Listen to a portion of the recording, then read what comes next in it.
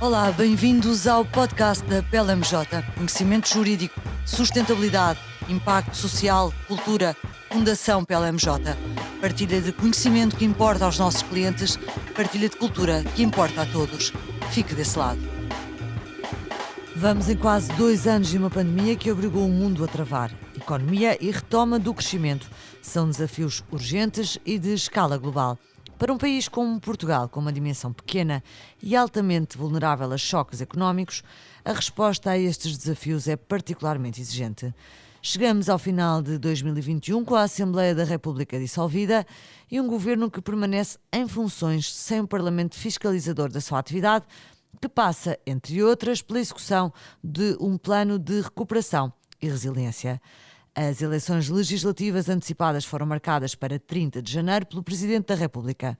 Quais os limites à governação neste contexto? Que país temos para oferecer aos investidores? A análise é de Tiago Duarte, sócio da área de público da PLMJ, e Pedro Lomba, sócio da PLMJ na área de TMT. Tiago, começando por ti e revisitando todo este processo, como é que vês este chumbo do orçamento e a resposta do Presidente da República? Onde é que estamos em termos da latitude de intervenção do atual governo? Eu acho que isto era uma crónica de uma morte anunciada. Quer dizer, quando um governo fica sozinho no Parlamento, sem ter apoios nem à direita nem à esquerda, o que aconteceu foi uma moção de censura, no fundo. Estamos perante um governo minoritário, não tem maioria do Parlamento, não consegue obter apoios em nenhum dos partidos, nem à sua esquerda nem à sua direita, e, portanto, o que aconteceu foi uma moção de censura. E quando há uma moção de censura, o governo demite-se. Aqui, tecnicamente, não houve uma moção de censura, houve uma reprovação do orçamento. O governo veio dizer que não se demitia, mas só veio dizer que não se demitia quando já sabia que havia dissolução do Parlamento, porque não há nenhum governo que consiga viver sem orçamento e sem apoios no Parlamento. É que o orçamento, vendo bem, é talvez a lei mais importante que é aprovada por um governo, não é? Com alguma perplexidade que todos assistimos, se calhar, à manutenção do governo em função destas condições. É como digo, o governo só fica em funções porque já sabemos que vai haver dissolução do Parlamento e, portanto, que vai haver novas eleições. Claro. Porque o orçamento é o programa de governo em ação. E, portanto, para compararmos, se o Parlamento rejeitar o programa de governo, isso implica a admissão do governo. Se rejeitar o orçamento, naturalmente também implicaria a admissão do governo. Não vai implicar a admissão do governo nos próximos meses, mas vai implicar a prazo, porque quando houver eleições haverá novo governo, do mesmo partido ou de outro. Pedro, nós estamos numa altura particularmente delicada para a economia portuguesa e ao dizer estas palavras estou a pensar que não há ano em que nós não digamos isto, mas talvez este ano seja mais ainda porque saímos de uma pandemia e estamos numa altura de execução do PRR, que de resto o Orçamento de Estado pouco trazia para as empresas porque quase todos os estímulos estavam concentrados neste PRR. Tens muita exposição a clientes, a investidores em Portugal. Como é que tu achas que este impasse em que estamos e esta, no fundo, crise política pode impactar intenções de investimento estrangeiro em Portugal? E nacional, porque é só estrangeiro. Bom, em primeiro lugar, olá e boa tarde a todos. Eu acho que a instabilidade política nunca é boa para os investidores e nunca é boa para estimular o investimento estrangeiro em qualquer circunstância. Portanto, logo à partida, o facto de o país lá para fora passar uma imagem de indecisão, de incerteza política, isso não é de facto bom. No caso do PRR, para nós tentarmos perceber porque é que a estabilidade política do governo era importante para o PRR, é porque o PRR não é apenas, como muitas vezes foi vendido, não é apenas dar dinheiro, também é dar dinheiro. É evidente que nesse capítulo ajuda que não haja um cenário de instabilidade, porque os projetos têm que ser analisados, têm que ser aprovados.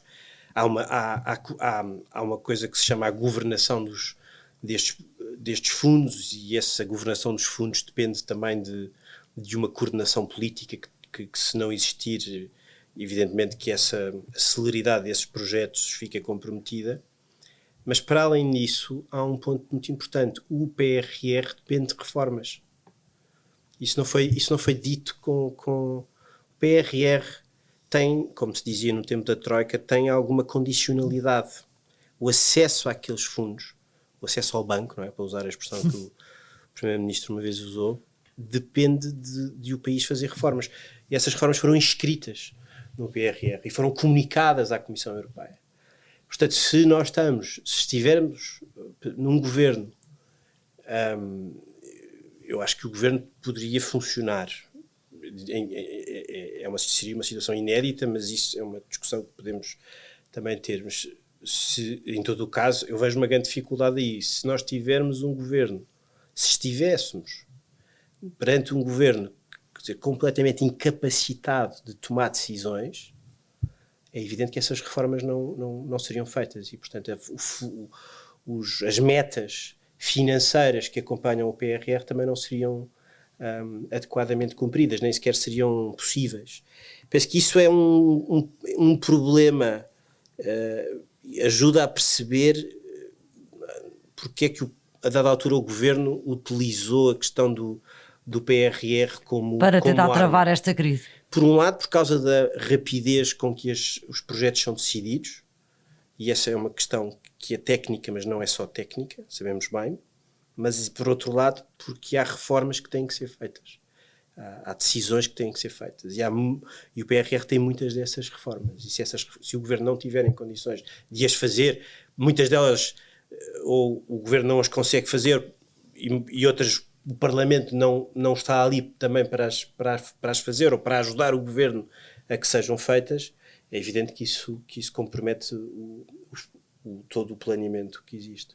Tiago, e justamente pegando naquilo que pode ser, até onde é que pode ir este governo até ao final do ano, e mesmo no tempo que vai demorar até termos eleições, tomadas de posse, um novo orçamento do Estado, qual é que é a latitude de intervenção do governo em funções para implementar as reformas que estão no PRR e que, no fundo, que condicionam a atribuição de fundos a Portugal. Todos sabemos que Portugal não é propriamente um país que tenha um ótimo track record na execução de fundos comunitários, quando eles não estavam sujeitos a condicionalismos de reformas, quanto mais estiverem.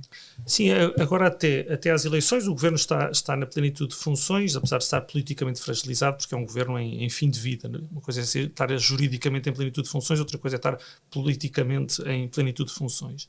Mas depois das eleições, o governo entra em gestão, até ser nomeado um novo governo. Portanto, no dia a seguir às eleições, 3 dias depois do apuramento dos resultados das eleições, o governo entra em gestão e aí deixa de poder atuar com a mesma amplitude que atua hoje. Mas o mais importante vai ser o novo Parlamento, porque, como o Pedro estava a dizer, há muitas condições para o desembolso das verbas do PRR que estão dependentes de reformas e muitas dessas reformas estão dependentes do próprio Parlamento. Por exemplo, a alteração da lei das ordens profissionais, que se tem ouvido falar, que é um tema sempre muito caro à Europa por causa da liberdade de prestação de serviços, acesso a profissões. Está no PRR. E, portanto, essa é uma reforma que tem de ser feita e, para alterar a lei das ordens profissionais, é preciso uma lei parlamentar. E, portanto, enquanto não houver Parlamento, não se pode fazer essa alteração legislativa.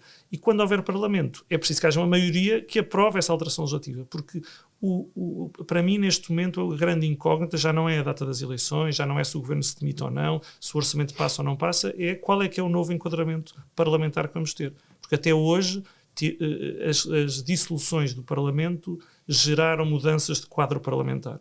E quando foi a dissolução do Parlamento de Sir António Guterres, mudou o quadro parlamentar e tivemos Durão Barroso. Quando foi a seguir a José Sócrates, mudou o quadro parlamentar e tivemos... Quando foi Santana Lopes, mudou o quadro parlamentar e tivemos José Sócrates. Quando foi com José Sócrates, mudou o quadro parlamentar e tivemos Passos Coelho. E agora há uma certa... Não está no ar ainda... Agora com a campanha as coisas podem se mudar, ainda não sabemos sequer quem são os protagonistas que vão a eleições. Porque isto é uma convulsão em todos os partidos. Mas não está no ar a ideia nem que vai haver uma manutenção, nem que vai haver uma alteração substancial do quadro parlamentar.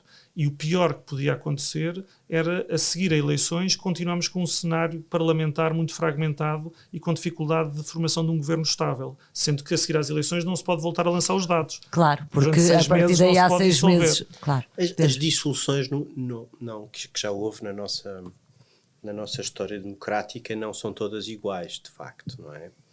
E nós temos dissoluções que são simples.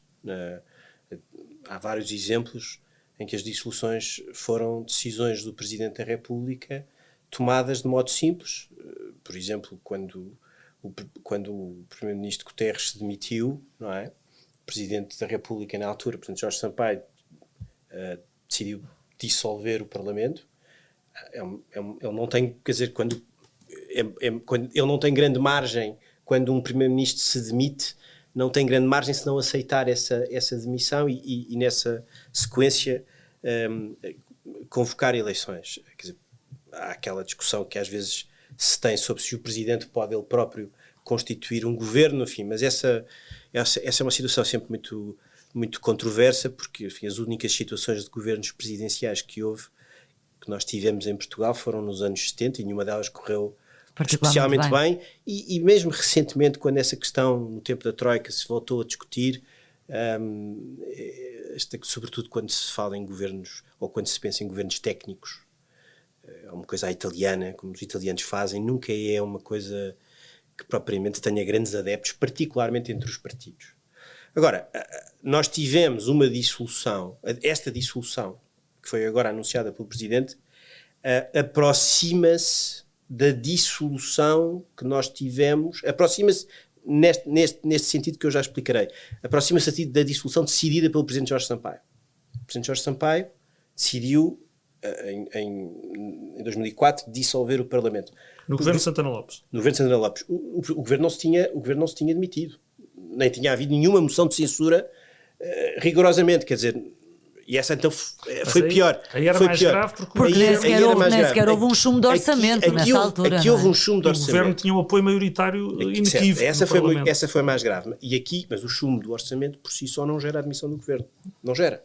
Quer dizer, podemos depois materialmente discutir se não se cria aqui um precedente, que pode ser complicado, no futuro, quaisquer situações em que isto se volta a repetir, orçamentos que são chumbados, o que é aliás perigoso, porque nós vivemos um tempo de fragmentação do sistema político, e se nós vamos por aqui, os orçamentos são mais difíceis de passar nos anos subsequentes, portanto há aqui um precedente que é perigoso para o futuro, mas não constitucionalmente a reprovação do orçamento não gera a admissão do governo, e o governo também não se demitiu, e portanto nem se vai demitir, o Primeiro-Ministro disse que não se vai demitir em momento algum, o que significa que a dissolução é uma decisão do Presidente, e é uma decisão livre do Presidente. O problema é que, quer dizer, em 2004 era muito claro que essa dissolução decidida pelo Jorge Sampaio ia encontrar um eleitorado que escolheria uma maioria parlamentar distinta. Aqui nós estamos a não ser que isto mude, a não ser que estejamos a não ver o país corretamente, mas os riscos já apontados de as eleições produzirem o mesmo resultado, uma maioria, uma composição parlamentar semelhante, é bastante grande. Esse risco existe. E se esse risco existir, os espanhóis passaram por isso. Mas os espanhóis têm, na Constituição Espanhola, um mecanismo que ajuda a que o governo tome posse. A verdade, tem esse mecanismo. Nós não temos, verdadeiramente. E, portanto, se o Parlamento que resultar das eleições for novamente um Parlamento dividido nestes termos, e até pode ser pior, por razões que não são difíceis de... Sim, era difícil imaginar que de repente se produzia outra vez a geringonça em cima de um orçamento chumbado. Mas eu acho que esta é uma questão muito pertinente, Tiago. Nós estamos sempre muito assustados em Portugal, não sei se nos outros países será um susto tão grande, estamos sempre um bocadinho assustados com esta ideia de ter que haver entendimentos parlamentares, ou seja, o fantasma das não maiorias parlamentares. Mas parece ser este um bocadinho o caminho que vamos tomar, ou tu vislumbras um país que rapidamente regressa à ideia de um partido que tem a maioria no Parlamento? Eu acho que os últimos sinais são sinais os últimos sinais antes da dissolução do Parlamento eram sinais no sentido de uma dispersão do voto. E durante muitos anos nós tivemos sempre só os 4 partidos, depois entrou o Bloco de Esquerda e ficámos mais ou menos confortáveis com 5 partidos e de repente entrou o PAN e depois entrou a Iniciativa Liberal e o Chega, e a ideia era que parecia ser que esses pequenos partidos não eram epifenómenos como tivemos no passado, de epifenómenos que entraram e saíram rapidamente do Parlamento. Há muitos anos o PRD, mas o Partido de Solidariedade Nacional, que teve um mandato e depois saiu. Parecia que estávamos a caminhar para uma evolução de uma maior fragmentação partidária no Parlamento. Mas agora, com a dissolução e com a ideia de que a instabilidade governativa é amarga, no sentido que tem estes resultados, pode levar a decisões de reprovação de uma lei, que parece ser só uma lei, mas que afinal não é nada, só uma lei, gera a dissolução do Parlamento. Eu acho que podemos vir a assistir a uma polarização outra vez do eleitorado. E do eleitorado à esquerda focar-se no Partido Socialista e o eleitorado à direita focar-se no PSD. E, portanto, podemos estar outra vez à beira de uma novidade, que é voltarmos a ver, desinsuflar os pequenos partidos e voltarmos a acentuar uma polarização entre dois partidos. Nós vimos também um grupo de 117 personalidades a pedir ao Presidente alguma ponderação nesta questão de convocar as eleições com pressa. Entretanto já foram convocadas. Este apelo foi, aliás, no dia em que o Presidente decidiu marcar eleições para dia 30. No fundo, o que diziam era: não haja pressas exageradas em marcar novas eleições, sob pena de ficarmos numa situação exatamente igual à que estamos agora e que vai ser mais difícil de resolver para a frente. Se calhar para as empresas e para quem está fora das estruturas dos partidos, aquilo que importava era outra coisa, não era tanto resolver-se ou a questão política já. Eu acho que a dissolução do Parlamento e a convocação de novas eleições é um momento suficientemente sério e importante para permitir que todos os partidos que vão às eleições, e não há eleições sem partidos, e portanto as eleições legislativas só mesmo os partidos é que podem concorrer. Portanto, se há partidos, não interessa se é à direita ou se é à esquerda, se há partidos que estão em processos de eleição interna para apresentarem candidatos a líderes dos partidos e que podem ser tendencialmente candidatos a primeiro-ministro, acho que faz todo o sentido que a convocação das eleições tome isso em consideração. Não me chocaria sequer que o Presidente da República fosse explícito ao dizer isso mesmo, a dizer: eu tomei em consideração vários fatores, um deles é que devemos ter eleições o mais rapidamente possível, outro deles é que a campanha deve correr com serenidade, outro dos fatores é que, entretanto, temos Natal e Ano Novo pelo meio. Outro dos fatores é que os partidos estão-se a reorganizar. Outros fatores é que os partidos estão a reorganizar. Portanto, os partidos não são umas associações clandestinas que o Presidente da República não possa mencionar ou que não possa tomar em consideração. São instituições que vêm previstas na Constituição e que fazem parte da democracia. E, portanto, também não estamos uma coisa era dizer assim, eleições só a seguir ao verão, para dar tempo do novo líder se estabelecer durante um semestre e ser conhecido. Isso já era exagerado. Agora, 15 dias, ser no dia 16 ou no dia 30, acho que a solução do Presidente da República foi equilibrada e compreendida por toda a gente, aliás. Acho que foi a intervenção do Presidente da República, desde que começou a falar em dissolução, ainda antes do chumbo do orçamento, até o dia em que convocou as eleições para dia 30, acho que a melhor intervenção do Presidente foi quando convocou as eleições para dia 30. E o modo como apresentou as justificações pelas quais ia convocar as eleições para dia 30. A única coisa que acho que o Presidente da República, na sua intervenção, podia ter feito de outra maneira, se me permite a minha opinião, é de que o Presidente foi muito assertivo em dizer que não devia ter havido chumbo do orçamento e não teve uma única palavra para saber ou para dizer se aquele orçamento era um bom ou mau orçamento para ser aprovado. Porque todas as pessoas devem compreender que é bom aprovar bons orçamentos e não é bom aprovar maus orçamentos. E o Presidente da República interpretou o sentir generalizado do povo português, o que só pode ser por intuição, porque o povo português só se manifesta nas urnas, e intuiu o que seria o sentir do povo português, dizendo que o povo português queria que o orçamento fosse aprovado. Pois veremos agora nas eleições se queria ou não, porque depende do resultado das eleições, aí é que vamos ver o que é que o povo português entende do orçamento. Eu lembro-me sempre de um poema do Brecht que diz: todas as pessoas se incomodam com o rio que vai revolto, mas ninguém comenta as margens que o comprimem. E de facto aqui é a mesma coisa. Toda a gente comenta o chumbo do orçamento, mas ninguém comenta a qualidade ou não do orçamento que foi chumbado. E as duas coisas é uma dança entre quem acha que o orçamento é mau, votou bem é chumbá-lo. Quem acha que o orçamento é bom, fica incomodado por não ter sido aprovado. Acho que fica sempre aquela ideia que ninguém votou, que quem votou contra o orçamento não votou contra a qualidade do orçamento, mas contra, no fundo, para insuflar de novo. Ou seja, no final não está uma boa intenção, no final está era como eu dizia, um xadrez de poder. Talvez tenha sido então um mau uso dos poderes parlamentares, porque o que deviam ter feito era aprovar uma moção de censura ao governo. Sim. Pedro, e percebi que ias comentar o que o Tiago estava a dizer. Não, ia dizer que as eleições são um grande momento de deliberação coletiva.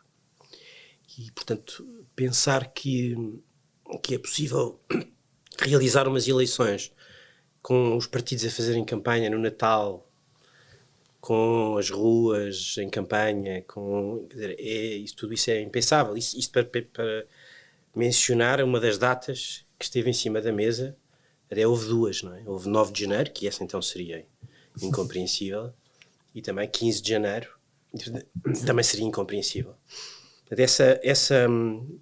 A decisão do Presidente de escolher uma data, como é óbvio, não pode deixar de estar condicionada pela circunstância de que as eleições são atos de escolha e têm que ser realizadas de uma forma que permita que as pessoas e os partidos e as pessoas, os cidadãos, possam coletivamente participar em liberdade e não à pressa portanto, tudo isso me parece... A escolha acabou por ser uma escolha perfeitamente adequada e racional desse ponto de vista. Pedro, há pouco falávamos do condicionalismo do PRR. E a verdade é... Eu queria dizer uma coisa sobre isto. Posso dizer uma coisa sobre esta questão, que é o seguinte. Há uma coisa chamada concertação social, que é um espaço onde os patrões e os sindicatos e as grandes federações se reúnem e tentam chegar a algum tipo de acordo. Uma das queixas que foi feita relativamente aqui foi de que haveria algumas medidas que não tinham passado pela concertação social. Um dos problemas, digamos, de uma solução política que confia excessivamente na capacidade de negociação no Parlamento, que é o que nós temos tido nos últimos anos, e seguramente todos nós respeitamos o Parlamento e todos nós defendemos o Parlamento, e o Parlamento é uma instituição muito importante em democracia, isso está absolutamente fora de causa, mas um dos limites é de que, como aliás se viu, é o de deslocar excessivamente a atividade, que é uma atividade de governo, apenas para estas montagens dentro do Parlamento. Estes xadrezes de poder partidários. Exatamente, partidários no Parlamento, entre partidos. Aqui aconteceu que os partidos à esquerda que se tinham posto de acordo em 2015 aqui romperam esse acordo, portanto aquilo que... Depois de umas legislativas que já deixou mais ou menos claro o que é que o efeito da geringonça tinha feito a alguns partidos. Portanto, depois disso houve essa deslocação, e essa deslocação teve, a meu ver, várias consequências, e nós estamos a viver essas consequências. Uma das consequências é essa deslocação da atividade governante para dentro do Parlamento e a criação de uma dinâmica de transações bilaterais permanentes, em que o PS tenta entender com aquele, em que os próprios partidos depois competem entre si, que foi um pouco aquilo que aconteceu. E a outra é a subalternização do diálogo dos fóruns onde esse diálogo social pode ser feito. E parece-me que houve essa subalternização da concertação social e atualmente as empresas queixam-se dessa falta de previsibilidade. E falta eventualmente de voz, Tiago. Nós temos em Portugal, acho que Portugal posiciona-se assim externamente, uma rule of law, ou seja, o investidor vem para Portugal e à partida sabe que pode contar com o cumprimento da lei. Ainda não é alguns países da América Latina, por exemplo. Mas o facto de deslocarmos estas discussões apenas para o fórum político-partidário, que no fundo o Parlamento funciona como o eco desse fórum político-partidário, e de retirarmos se calhar alguma voz, algum peso às empresas e àquilo que são outros fóruns de discussão, é algo que nos deve preocupar do ponto de vista do investimento. Eu acho que nos deve preocupar do ponto de vista do investimento um partido como o Partido Socialista encontrar como solução governativa, independente de ele ter demorado 6 anos até cair, mas eu voltava ao título do livro do Gabriel Garcia Marques, da Crónica da Morte Anunciada. O Partido Comunista e o Bloco de Esquerda não são partidos que tenham na sua gênese e no seu ADN serem partidos construtores de soluções governativas. Não são partidos que tenham na sua gênese e no seu ADN serem partidos que suportem governos da União Europeia que sejam amigos das empresas, do mercado e do desenvolvimento económico. E, portanto, durante algum tempo esses partidos foram úteis para desfazer algumas das medidas que tinham sido feitas no governo anterior. Mas ao fim de 6 anos a desconstrução estava feita e era a altura de fazer a construção. E o modo como o Partido Socialista olha para a construção do país no contexto europeu, no contexto de uma economia de mercado, no contexto de um Estado social, não tem nada a ver com o modo como o Partido Comunista ou o Bloco de Esquerda olham para esse desenvolvimento económico. E, portanto, quanto mais descermos ao fundo das questões e deixarmos apenas as chamadas medidas fraturantes, que podem ser onde possa haver convergência entre as esquerdas, quando formos ao cerne da questão, sobretudo do ponto de vista económico, as divergências entre o Partido Comunista, o Bloco de Esquerda e o Partido Socialista são imensas. Quando se fala do aumento do salário mínimo, toda a gente gostava que o salário mínimo fosse 2.000 euros, como na Alemanha, mas as pessoas responsáveis percebem que isso tem que ser uma trajetória de crescimento, tem que estar associada à produtividade das empresas. Mas há outros partidos que acham exatamente o contrário, não fazem esse tipo de contas nem de contabilidades. Acham que há no outro dia eu ouvi dizer que era uma opção pelo déficit. A palavra déficit é pedir dinheiro emprestado. Claro. É vivermos de dinheiro que pedimos emprestado. Se não é uma coisa deles. Não é uma coisa abstrata. Uma vez ouvi um dirigente de um desses dois partidos, Partido Comunista e do Bloco de Esquerda, a dizer que era muito simples, aumentava-se 1/10 no déficit.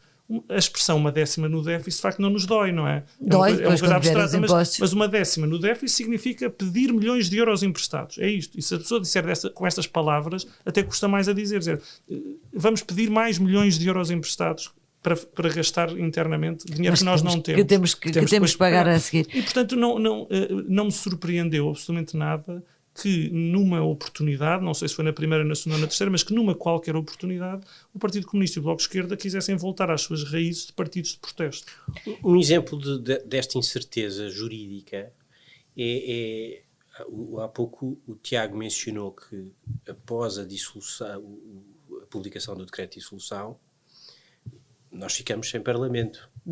Mas o Tiago disse que o governo fica politicamente diminuído. E não é por acaso que ele não usou a expressão o governo entra já em gestão.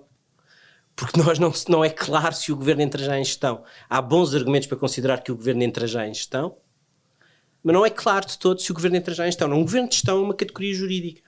O governo de gestão é um governo limitado. Demitido. É um governo que está limitado à prática dos atos estritamente necessários. E o Tribunal Constitucional tem vindo a entender como é que se interpreta essa expressão. Mas aqui o Presidente vai ter um grande papel naquilo que possa ser a intervenção do Governo até ao novo Governo. Mas o Presidente não vai demitir o Governo. Há quem defenda que o Presidente, nestas circunstâncias, deveria até defender o Governo, mas não parece... Defender ou demitir? Demitir. Desculpa, mas não é isso que o Presidente Marcelo vai fazer, nem é isso que ele... nem é esse sinal que dá. O que significa... Quer dizer, voltamos à nossa discussão inicial. Há uma incerteza sobre o estatuto dos governos nestas circunstâncias. E essa incerteza nunca é, de facto, positiva para a economia, não é seguramente positiva. E há aqui uma questão que neste momento, e já temos pouco tempo, e se calhar fica a nossa última reflexão, que neste momento é particularmente importante. Por causa do PRR, o diálogo com Bruxelas ainda tem que ser mais próximo e articulado do que em alturas normais, não é? Como esse diálogo também fica prejudicado nos próximos 6 meses, provavelmente. O diálogo continuará a fazer-se, como é óbvio. O problema é a capacidade decisória que o governo tem. Não é? E, portanto, quer dizer, há aqui uma fase de transição que vai acontecer até 30 de janeiro, e é essa fase decisória que eu acho que é comprometida. Mas eu queria só dizer em 5 segundos uma coisa sobre o Presidente da República, porque acho que o Presidente da República, em particular se as eleições mantiverem as coisas como estão, o Presidente da República tem aqui um cenário que não é bom para ele, porque ele objetivamente não conseguiu que os partidos chegassem a acordo, não conseguiu impor. Esse é um problema daquilo que aconteceu nos últimos meses, e depois disso pode acontecer de facto que as eleições não criem uma constelação parlamentar clara. E essa é uma realidade nova. E eu tenho que insistir neste aspecto de haver uma realidade de indefinição durante muitos mais meses, porque depois vamos estar impedidos, obviamente, de ter eleições nos próximos 6 meses. Nós já ouvimos o Banco de Fomento dizer que faria uma espécie de empréstimos intercalares até que chegassem os fundos do PRR. É uma espécie de gastar por conta de um PRR cujas condições de execução e impacto naquilo que podem ser os planos de recuperação, de retoma e de crescimento das empresas, isto pode ter aqui um efeito muito grande nos empresários e de nós chegarmos à frente com algumas instituições, como o Banco de Fomento, sem saber quando é que vamos estar em condições de depois regularizar tudo. Sim, a situação é de enorme incerteza. Aliás, eu acho que o Governo já devia ter vindo falar ao país sobre o modo como entende que pode continuar a executar o PRR durante este período de incerteza. Porque já ouvimos o Ministro Cisa Vieira dizer uma coisa, a Ministra Mariana Vieira da Silva dizer outra, os comentadores dizerem outra, e eu acho que isto era importante, era uma mensagem que devia ser passada ao país, era até haver novo orçamento o que é que acontece com o PRR, o que é que se combinou com Bruxelas, quais é que são os poderes que o Governo tem no âmbito dos seus poderes de execução de um orçamento em duodécimos, o que é que isso impacta no PRR. Porque para que os investidores não estejam numa situação de incerteza em cima da incerteza. A incerteza do resultado eleitoral, essa não se pode tirar. A incerteza de saber como é que vai ser o próximo governo não se pode tirar. Eu diria que os empresários estão mais preocupados com o PRR do que propriamente com a crise política. O problema é que isso é incompatível com transformar o PRR em arma eleitoral. Mas eu percebo que nesta altura, sempre que se falar, pode parecer que se está a usar o PRR como um trunfo eleitoral. Mas eu acho que o Governo é o Governo que está a governar-nos. E, portanto, o Governo, quando anuncia como é que vai governar, o ponto tem que é ser claro. O Governo anunciou logo à partida de que se o orçamento fosse rejeitado, seria o próprio PRR a estar em causa. E a partir do momento que o ponto de partida é este, torna-se difícil de passar uma mensagem de tranquilidade sobre o PRR.